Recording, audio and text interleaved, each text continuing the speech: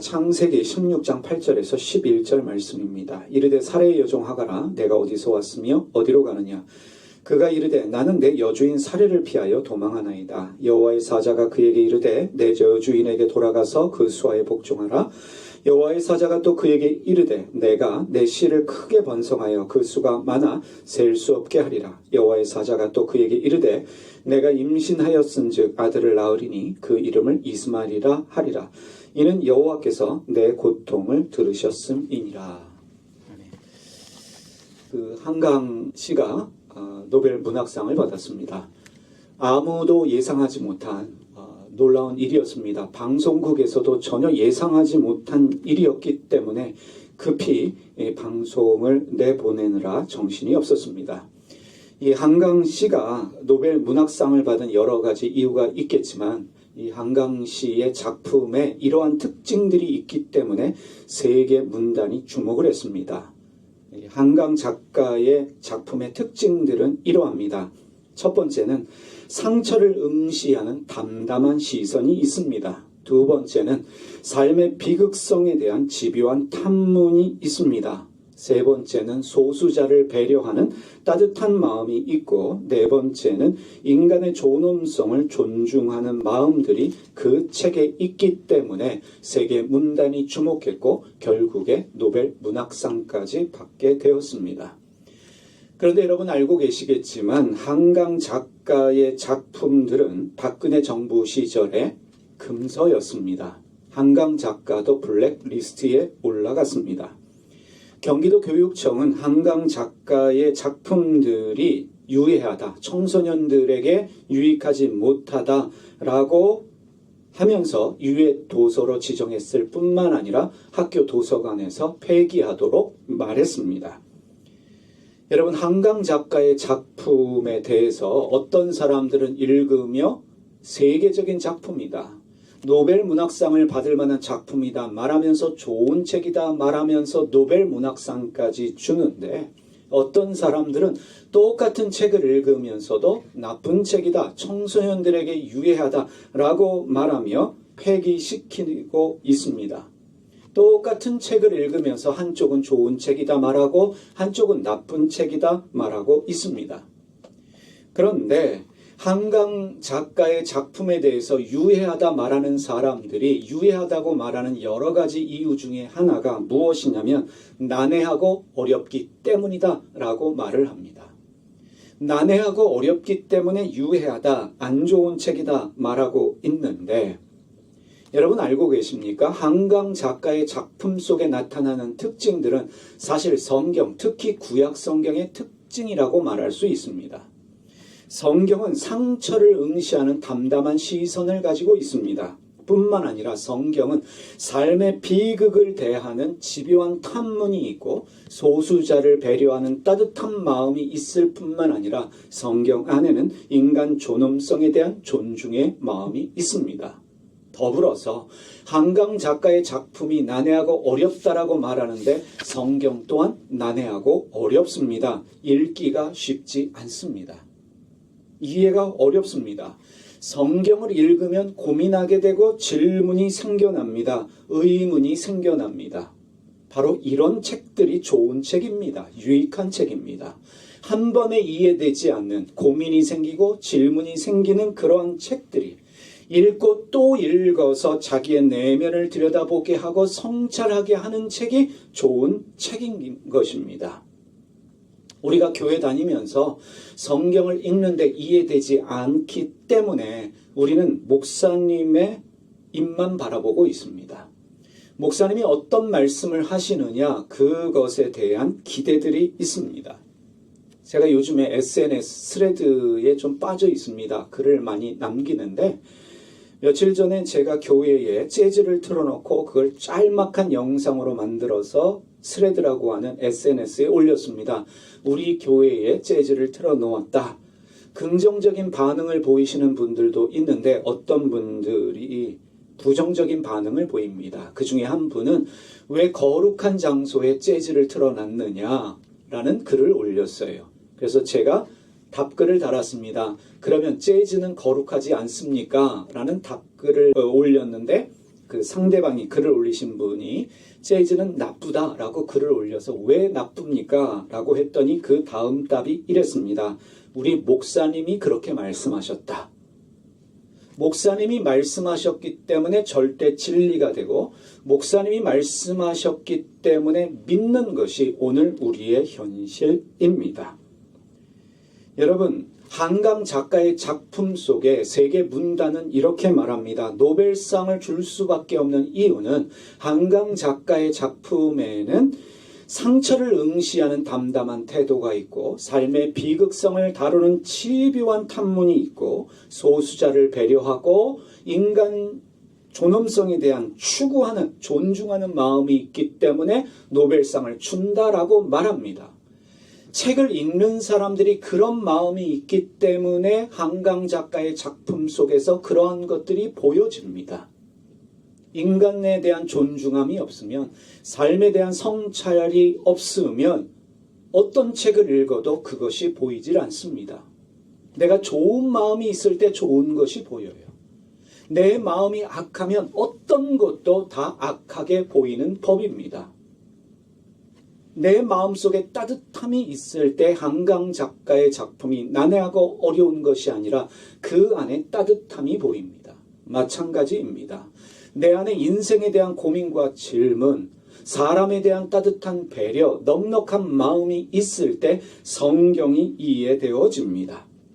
만약에 우리 안에 인생에 대한 고민이 없다면, 질문이 없다면, 사람에 대한 배려와 존중이 없다면 성경은 이해하기 어렵습니다. 난해하고 이해가 불가능한 책일 것입니다. 그래서 우리는 성경을 읽을 때마다 인생에 대한 고민과 질문, 사람에 대한 존중함, 따뜻함을 가지고 성경을 읽어야 합니다. 아브라함과 사라 이야기에 등장하는 하갈이 있습니다. 하갈의 이야기를 읽을 때에도 인생에 대한 질문, 사람에 대한 따뜻한 마음, 인간 존엄성에 대한 존중하는 마음을 가지고 읽으면 우리가 믿는 하나님이 어떠한 하나님이신지, 그 하나님이 작다라고 말하는, 소외됐다라고 말하는 하갈을 어떻게 돌보시는지를 우리가 깨달을 수 있습니다. 그러면서 우리는 우리의 믿음의 깊이가 달라지는 것을 경험하게 될 것입니다. 하갈이 어떤 사람입니까? 아브라함과 사라가 이집트로 내려갔을 때 바로 왕이 아브라함에게 가축과 노비를 선물했습니다. 이집트 노비 중에 한 명이 바로 하갈이었습니다. 노예였습니다. 어린 나이에 노예가 되어서 고향을 떠나 가나안까지 오게 된 여자가 바로 하갈입니다. 근데 주인 여자가 나이 들었음에도 불구하고 임신을 하지 못합니다. 불임이었습니다. 그래서 여주인 사라가 여종들 중에서 후처를 선택합니다. 말이 좋아 후처이지 요즘 말로 하면 씨바지이고 그리고 대리모입니다. 어리고 건강하고 외모도 뛰어난 여자 중에 한 명을 골랐을 것입니다. 여러분 아시겠지만 사라는 바로 왕이 반할 정도의 미모를 가진 여자입니다. 그러하기 때문에 외모에 대한 열등감이 없었고 그래서 여종들 중에 어리고 이쁜 여자를 선택해서 아브라함의 후처로 주었음에 분명합니다. 기대한 대로 임신을 하게 됐습니다. 임신을 하게 된 하갈이 어떻게 반응합니까? 이런 표현 좀 쓰겠습니다. 요즘 말로 눈가리가 돌아가 버렸어요. 아브라함의 아이를 임신하고 나서 주인 여자 사라를 무시했습니다. 세상 물정 모르는 자기 주제 파악하지 못하는 어린 여자라는 것을 알 수 있습니다. 아브라함의 입장에서 생각해 보겠습니다. 어리고 젊은 후처가 임신을 하게 됐습니다. 한 번도 경험하지 못한 임신, 곧 내 아이가 생긴다는 그 마음을 가진 아브라함이 어떻게 하갈을 대했겠습니까? 잘해주었을 것입니다. 남자들이 눈치가 없잖아요. 사라 앞에서 하갈을 챙겨주고 그 임신한 배를 바라볼 때 사라도 사라지만 하갈이 어떤 마음이겠습니까? 아브라함이 나를 끝까지 책임져 줄 것이다. 왜? 내가 아브라함의 아이를 가졌기 때문에. 나는 어리고 젊기 때문에 아브라함이 끝까지 책임져 줄 것이다. 이제 곧 본처 자리도 내 자리가 될 것이다 생각했을지도 모르겠습니다. 구약판 사랑과 전쟁이 시작된 것입니다. 후처가 본처를 향해서 싸움을 건 것입니다. 그런데 사람을 잘못 봐도 한참 잘못 봤어요. 사라는 그 시대의 여자가 아니었습니다. 지금 사라도 대단한 여자라고 말할 수 있는 성격의 소유자가 사라입니다. 외모가 출중했습니다. 이미 말씀드렸지만 이집트 왕이 반할 정도의 미모를 가졌던 여자가 사라인데 항상 당당했습니다. 나이 때문에, 부림 때문에 기죽지 않고 당당했어요. 임신한 하갈, 여종이 나를 무시한다? 사라도 눈가리가 돌아가 버렸습니다. 당당하게 아브람을 불렀습니다. 아브람만 불렀겠습니까? 제 생각에는 하갈도 함께 불러놓고 두 사람과 삼자 대면하면서 아브람을 지적합니다. 당신의 잘못된 태도가 하갈을 향한 태도, 말이 하갈로 하여금 오해하게 했다 지적을 하면서 요구합니다. 선택을 요구해요. 어떤 선택을 요구합니까? 단순합니다. 임신한 하갈이냐? 임신하지 못한 나냐? 다시 말하면 임신한 젊은 여자냐? 임신하지 못하는 늙은 나냐? 선택해라 라는 요구를 합니다. 여러분, 여성 인권이 존재하지 않았던 고대 시대에 이런 말을 할 수 있다는 것은 대단한 일입니다. 임신하지 못하는 나이든 여자가 남편과 후처를 불러다 놓고 이렇게 지적하며 선택을 요구한다는 것은 상상할 수도 없는 일이었습니다. 그러나 사라는 당당하게 말하며 남편에게 선택을 요구했습니다. 근데 여러분, 아브람을 자세히 살펴보면 창세기에 기록된 아브람은 줏대가 없습니다. 요즘 말로 하면 경처가입니다. 부인이 말만 하면 경기를 일으키는 경처가가 아브람이에요. 아내가 선택을 요구할 때 아브람은 이렇게 말합니다. 창세기 16장 6절에서 하갈은 당신의 여종이다. 마음대로 해라. 책임을 회피하고 있습니다. 하갈은 당신의 여종이다. 마음대로 해라. 이 이야기를 듣는 하갈에게 깊은 깨달음이 생겼습니다.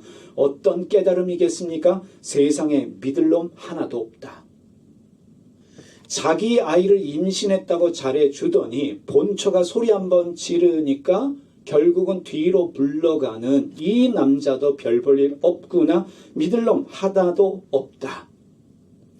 아브람이 그 이야기를 함으로 말미암아 하갈이 깨달은 게 있습니다. 나는 어쩔 수 없이 사라의 여종이구나. 이러한 것을 사라는 하갈에게 각인시킨 것입니다. 아브람의 말을 통해서 하갈에게 네가 뛰어봤자 너는 내 미치다. 너는 내 여종이다. 너는 내 자리를 넘볼 수 없다. 각인시킨 사라는 그날부터 하갈을 학대하기 시작합니다. 임신한 여자를 학대합니다. 자식이고 뭐고 다 필요 없다. 감히 네가 나를 건드리느냐? 감히 네가 나를 건드려? 여러분, 사춘기보다 무서운 게 갱년기라고 했습니다. 사춘기의 어린 여자아이가 갱년기에 아주머니를 건드렸습니다. 심한 학대를 받기 시작합니다. 임신한 여자를 학대하고 있는 사라, 나를 건드렸다고 나를 무시한다고 배로 돌려주고 있는 사라, 한마디로 무서운 여자입니다. 나중에 이삭과 이스마엘이 함께 자라면서 놀 때에 절대로 유산을 반으로 나눌 수 없다 결정한 사라는 하갈과 이스마엘을 쫓아냅니다. 남편에게 당당하게 요구합니다. 이스마엘과 이삭은 함께 재산을 나눌 수 없다. 쫓아내라 요구해서 결국 하갈과 이스마엘을 집안에서 쫓아낸 대단하면서도 무서운 결단력 있는 여자가 사라라는 것을 우리가 알 수 있습니다. 그런데 얼마나 학대가 심했으면 하갈이 도망갑니다. 무작정 집을 뛰쳐나와서 도망갑니다. 하갈이 갈 데가 있습니까? 이집트 출신입니다. 부모도 없고 친척도 없습니다. 무작정 집을 뛰쳐나왔는데 집을 뛰쳐나와서 갈 데가 어디 있습니까? 여러분, 사막입니다. 광야입니다. 임신한 어린 여자애가 학대를 못 이겨서 뛰쳐나와서 광야를 헤매고 있습니다. 한마디로 너무 처량하고 불쌍한 여자아이인 것을 우리가 상상할 수 있습니다. 광야를 헤매고 있는 이 여자아이를, 임신한 불쌍한 여자아이를 주님의 천사가 찾아왔습니다.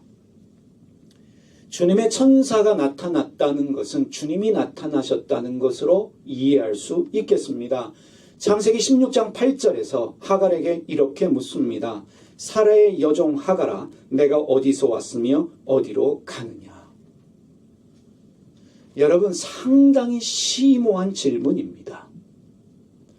사라의 여종 하갈아, 네가 어디서 왔으며 어디로 가느냐? 심오한 질문을 하갈에게 던지고 있습니다. 화두를 던지고 있습니다. 성경은 질문을 통해서 우리에게 깨달음을 주기 원합니다. 성경은 답안지가 아닙니다. 성경에 답이 있다고 하는데 사실은 성경에 답이 있는 게 아니라 성경에는 질문이 있습니다. 하나님은 질문을 통해서 우리로 하여금 생각하게 하고 답을 찾게 하고 깨달음을 얻게 합니다.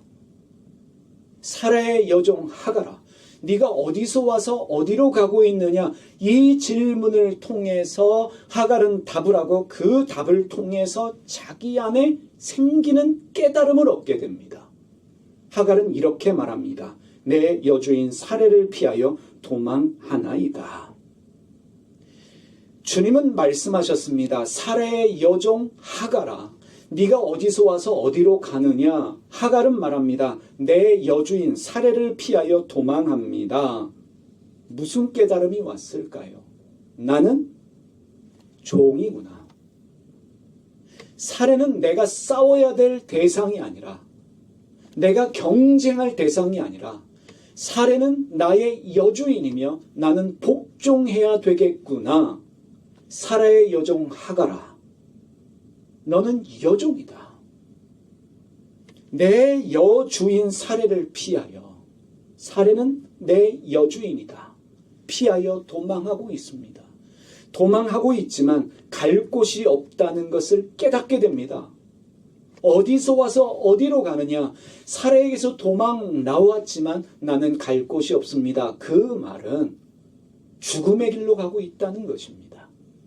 임신한 여자가 광야를 헤매면 나도 죽고 뱃속에 있는 아이도 죽을 수밖에 없습니다. 그래서 깨달음을 얻은 하갈에게 주님은 이렇게 말씀하십니다. 내 여주인에게 돌아가서 그 수하에 복종하라. 복종하라는 말은 참고 견디라는 것입니다.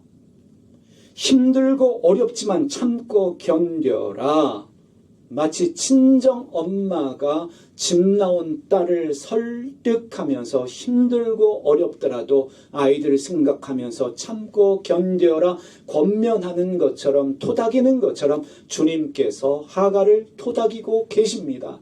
다른 방법이 없다. 돌아가서 내 여주인의 학대를 견디며 참고 살아야 한다. 그래야 네가 살고 뱃속의 아이도 산다라는 말씀입니다.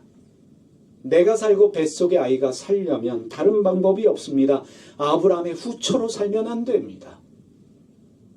아브라함의 후처로 살면서 본초와 경쟁하면 나도 죽고 뱃속의 아이도 죽습니다. 사라를 여주인으로 모시며 내가 여종으로 살면서 그의 학대를 참고 견뎌낼 때에 나도 살고 뱃속의 아이도 살 수 있다는 깨달음을 하나님께서 하갈에게 주고 있습니다. 후처로 살지 말고 종으로 살아라. 그리고 중요한 것은 후처가 아니라 엄마로 살아라. 네가 참고 견뎌야 되는 이유가 바로 여기에 있다. 뱃속에 있는 아이를 생각해라. 너는 엄마이다. 참고 견뎌라.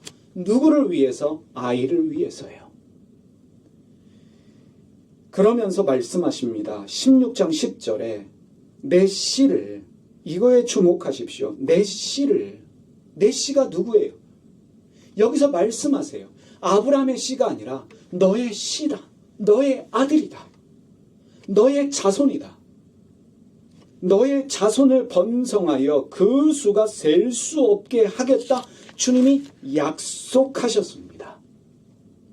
네가 엄마로 살면 너의 삶은 위대하여질 것이다. 여러분, 이 말씀은 상당히 놀라운 말씀입니다.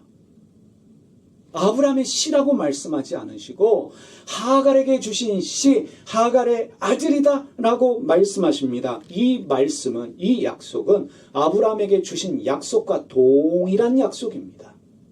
하나님께서 아브라함에게 하셨던 약속을 하갈에게도, 이집트 여종인 하갈에게도 동일하고 계십니다.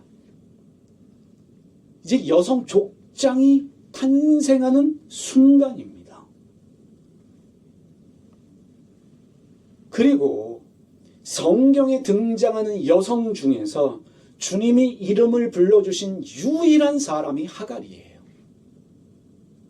주님이 이름을 불러주신 유일한 여자가 하갈이고, 그리고 태어날 아기의 이름을 지어준 최초의 여성도 하갈입니다. 네 아들의 이름을 이렇게 하라 라고 하나님이 친히 이름을 지어주신 최초의 여성이 하갈이고, 하나님의 약속을 받은 최초의 여성도 하갈입니다. 11절 말씀에 주님께서 내 고통을 들으셨다. 여러분, 제가 서두에 말씀드린 것처럼 인간을 배려하는 따뜻한 마음, 섬세한 마음, 인간의 존엄성에 대한 존중의 마음을 가지고, 인간의 상처, 인간의 고통이 무엇인가에 대한 고민을 가지고 11절을 읽으면 이 11절에서 눈물이 쏟아질 수밖에 없습니다. 주님께서 내 고통의 소리를 들으셨다. 여러분, 상상해 보십시오. 이집트에서 순간 노예가 되어서 아브라함에게 주어졌고 사라의 여종이 되어서 가나안까지 왔어요. 친척도 없고 친구도 없고 임신을 했는데 나를 돌봐줄 부모도 없는 이 상황 속에 있는 이 아이. 사라에게 학대당할 때마다 여러분, 그 서러움의 눈물 상상이 되십니까? 날마다 장막 뒤에서 눈물을 훔치고 있는 그 여자 아이의 고통의 소리를 들으셨다. 학대당하는 괴로움, 노예로서의 서러움, 후처로서의 아픔, 임신했지만 돌봄을 받지 못하고 학대당할 때에 고향 생각, 부모 생각, 친척들 생각하며 울고 있는 그 소리를 들어주시는 주님. 하갈이 기도했겠습니까? 시간 정해서 주님께 기도드렸겠습니까?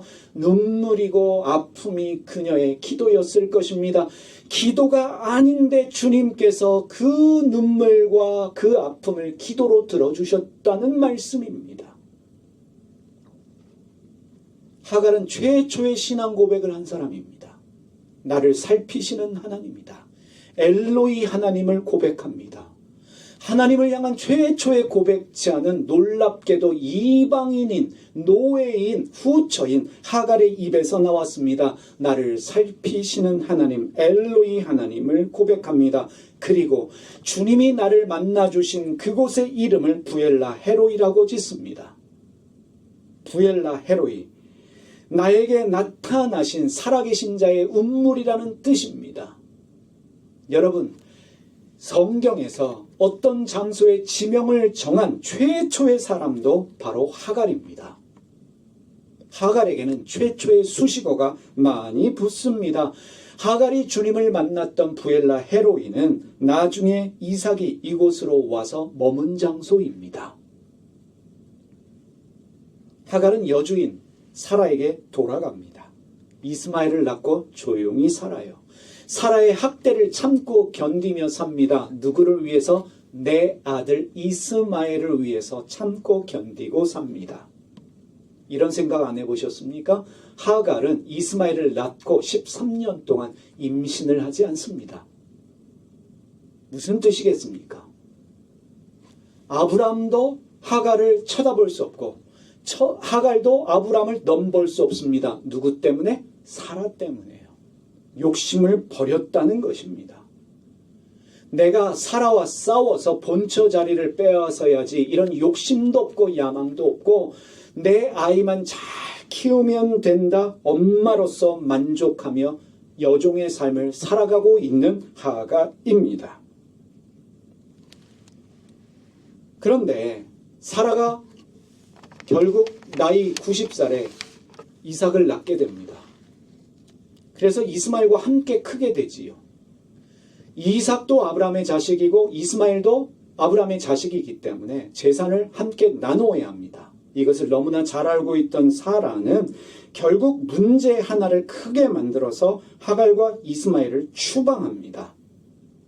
두 아이가 놀다가 이스마엘이 뭔가 실수한 것 같아요.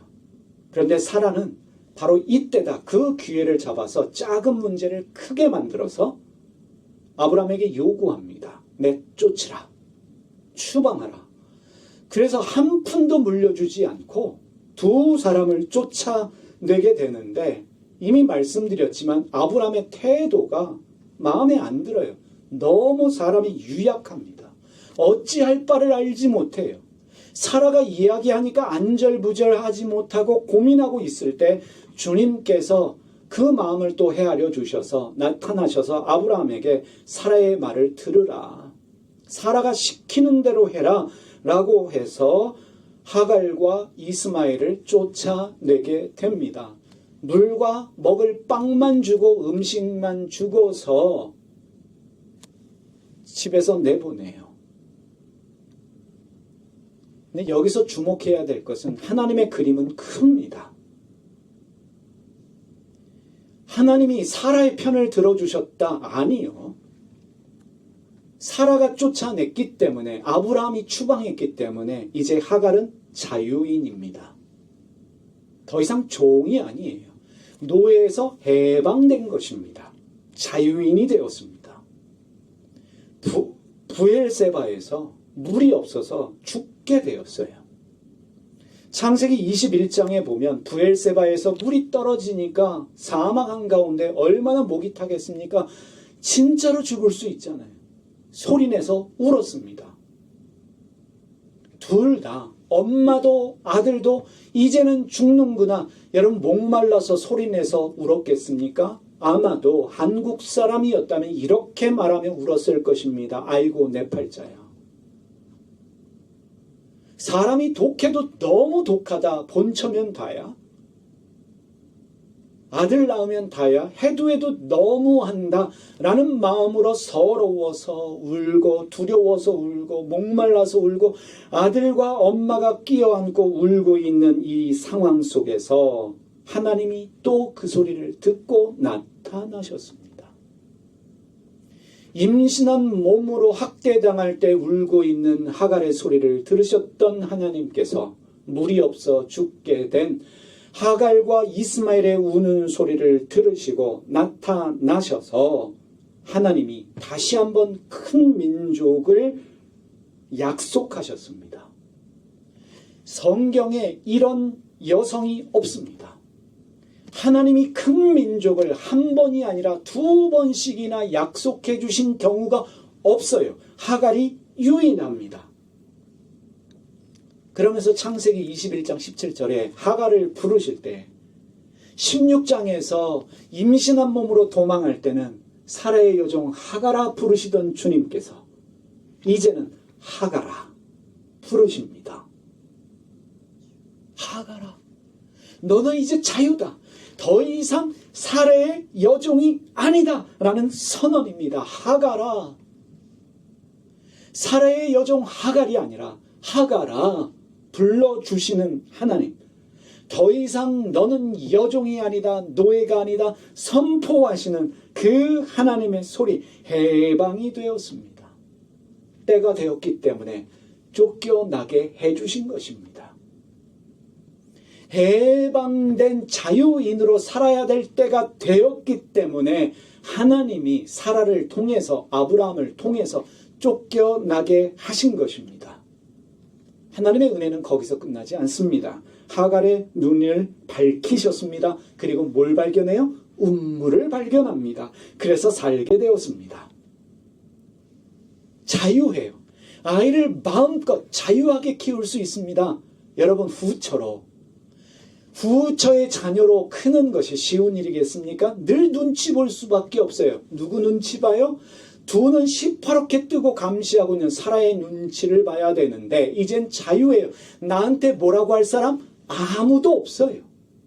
아이를 자유하게 키울 수 있습니다. 마음껏 키울 수 있습니다. 그래서 이스마엘이 광야에서 활 쏘는 자가 되었습니다.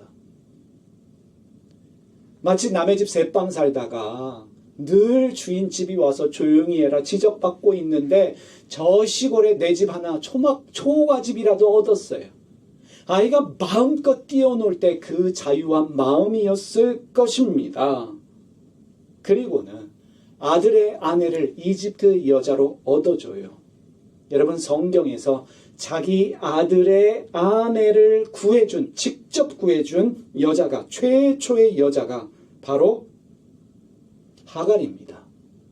거의 유일하다고 말할 수 있어요. 내 아들의 아내를 직접 구해준 유일한 여성이 하갈입니다. 주님께서 하갈과 이스마엘을 살려주신 브엘세바는 여러분, 성경에서 역사적인 곳이에요. 거룩한 장소가 되어집니다. 이후에 아브람과 아비멜렉 왕이 어디서 언약을 맺습니까? 하갈이 주님을 만났던 브엘세바에서 언약을 맺습니다.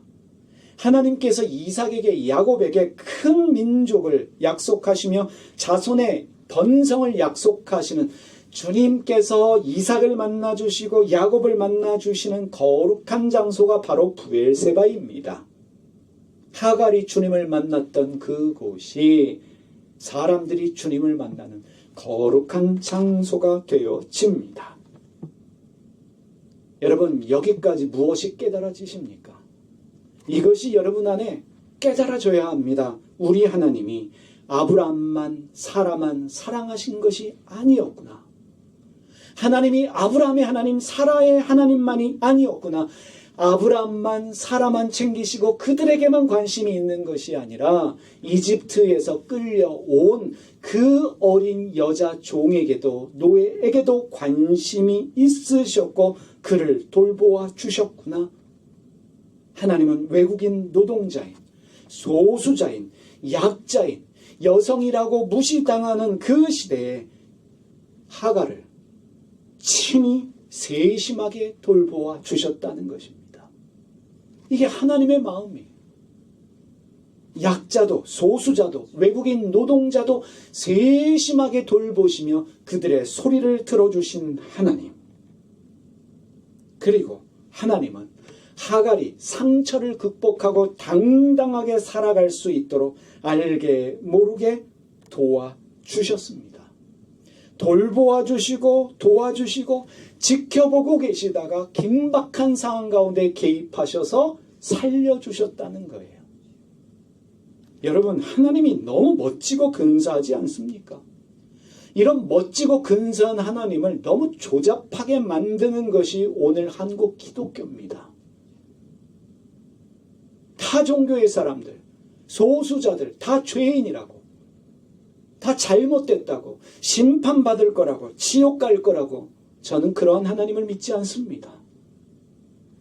여러분, 하나님을 믿지 않는다고, 하나님을 모른다고 하갈을 외면하셨습니까? 하갈이 기도한 적 없어요. 단을 쌓은 적도 없습니다. 하나님이 누구인지도 모릅니다. 그런데 하나님이 하갈이 필요할 때마다 나타나셔서 하갈이 자립할 수 있도록, 강한 여자가 될 수 있도록, 엄마가 되기 위해서, 뱃속에 있는 아이를 위해서 참고 견뎌라, 내면을 강하게 하면서 여종으로 살면서 아이를 강하고 담대하게 키울 수 있는 사람이 되어질 수 있도록 하나님이 양육하셨어요.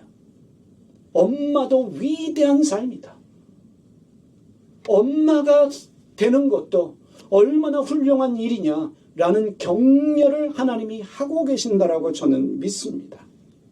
하나님이 하갈에게 한 번도 나를 믿어라 강요하지 않으셨습니다. 여러분, 성경에 보면 이렇게 말씀합니다. 하나님이 그 아이와 함께 하심에. 그 아이가 누구예요? 이스마엘이에요. 이삭에게만 함께 하신 것이 아니라 하나님은 이스마엘과도 함께 하시면서 그가 자유롭게 광야에서 뛰놀면서 활을 쏘는 자가 되게 해 주셨습니다. 이게 우리가 믿는 하나님이에요. 어떤 것도 요구하지 않고 어떤 것도 하나님이 외면하지 않으시고 믿어야만, 내가 선택해야만, 기도해야만, 예배해야만 너는 내 백성이다. 그러지 않으시고 저 이집트의 노예인 이 어린 여자를 주님이 친정 엄마와 같이 돌보시면서 끝내는 강한 여자로 한 민족의 어머니로 키워내시는 하나님을 여러분들이 깨달으셔야 합니다. 그래서 우리가 깨닫는 게 이거예요. 사람 원망할 일이 아니구나. 사람이 아무리 못되게 해도 하나님이 선으로 바꾸시는구나. 사람이 못되게 구는 그 일조차도 하나님이 허락하신 일이고 그 일조차도 선이 되게 하시는구나. 하갈이 이런 생각했을 거예요. 아브라함이 없었다면, 그리고 사라가 없었다면 오늘 내가 이렇게 강한 사람이 될 수 없었겠지. 아브라함과 사라 때문에 강하게 됐고 그들 때문에 내가 한 민족의 어머니가 되었다. 비록 후처이고 대리모이고 씨바지이지만 사라 때문에, 아브라함 때문에 임신을 하게 돼서 결과적으로 한 민족의 어머니가 되어졌구나. 깨닫는 거예요. 그러면 원망할 일도 없고 미워할 일도 없고 복수할 일도 없고 그저 감사만 생겨나는 것입니다. 덕분에 자유하게 돼서 아이를 마음껏 키우고 남의 눈치 보지 않고 아들을 결혼시키고 당당한 한 자기의 주권을 가진 인간이 되어가는 과정. 이러한 과정을 하나님이 허락하셨습니다. 여러분, 상처를 보듬는 따뜻함이 느껴지지 않습니까? 사람의 그 고통이 무엇인지 우리가 이 말씀을 통해서 왜 하나님이 우리에게 고통을 허락하시는지, 그 고통마저도 하나님이 어떻게 선으로 바꾸시는지 우리에게 깨달음이 오게 될 것이에요. 뿐만 아니라 소수자를 돌보시는 하나님의 마음, 그 마음이 내 안에 생겨날 것이고, 인간은 존엄하구나. 하나님이 세상을 이처럼 사랑하사 독생자를 주셨으니 그것이 종교적이고 교리적이고 신학적인 가르침이 아니라 정말로 하나님은 이 세상의 모든 사람들을 사랑하시는구나. 성경을 읽는 눈도 달라질 것이고, 그리고 우리가 신앙생활하는 마음의 태도도 달라질 것이고, 나와 종교가 다르다고, 나와 가치관이 다르다고, 나와 사상이 다르다고 사람 미워하고 싸울 일도 없다는 것을 우리가 알게 될 것입니다. 여러분, 살다 보면 이런 게 깨달아지지 않아요? 좋다고 다 좋은 게 아니고 나쁘다고 다 나쁜 것도 아니구나. 결국에 하갈을 통해 이런 결론에 이르러요. 힘들어도 살다 보면 하나님 때문에 결국 좋은 일이 생긴다. 살다 보면 아무리 힘들어도 하나님 때문에 모든 것이 선이 되는구나. 좋다고 다 좋은 것도 아니고 나쁘다고 다 나쁜 것도 아니지만 하나님 때문에 결국은 우리의 끝은 좋게 될 것이다. 이 믿음 가지고 여러분 날마다 행복하게 사시는 여러분 모두 되시기를 주님의 이름으로 축복합니다. 기도하겠습니다. 살아계신 하나님 아버지, 좋으신 하나님을 믿습니다. 우리의 마음이 하나님의 마음 되게 하여 주시옵소서. 우리의 상처, 우리의 어려움들, 이러한 것들을 다듬으시는 하나님의 마음을 저희가 깨닫게 하여 주시고, 뿐만 아니라 소수자를 돌보시는, 지극히 작은 자도 돌보시는, 종교가 다르고 신념이 다르고 믿음이 다르지만 그들마저도 돌보시는 하나님의 넉넉한 마음, 그러면서 불쌍히 여겨주시는 아버지와 어머니 같은 마음을 저희로 하여금 알게 하여 주실 뿐만 아니라 저희도 하나님의 마음을 닮은 자들이 되게 하여 주시옵소서. 우리의 생각과 마음과 우리의 삶의 태도를 바꿔주시기를, 주님 닮는 삶으로 바꿔주시기를 간절히 기도드립니다. 우리 주님 예수님의 이름으로 기도드렸습니다.